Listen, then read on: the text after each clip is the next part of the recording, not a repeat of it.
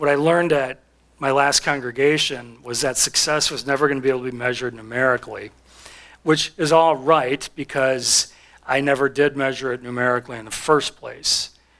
But it dawned on me at about 4 years in that, which was interestingly where the previous two pastors had left. And it was kind of an uncertain time for me too, I would just tell you that.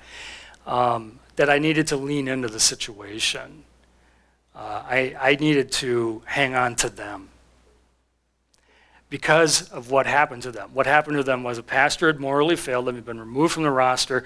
The fallout from that was that they had learned to distrust pastors on the one end, and the second part of the fallout actually was that they got sticky internally. What I mean by that is that because they couldn't trust the pastor, they could only trust one another. And that works well until that trust is broken. And then when that trust is broken by individual members, there is quite literally nothing left. And you see how conflict breaks apart congregations. It does it this way. So I kind of had to lean into them. And I had to rethink success. There were a whole bunch of things I'd hoped I'd been able to do when I was at St. John's. We wound up not doing very much of that.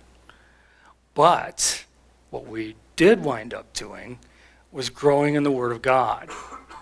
And that's why if I have a concern for the synod, it is that the IIM model might be superimposing too much of a time frame on it.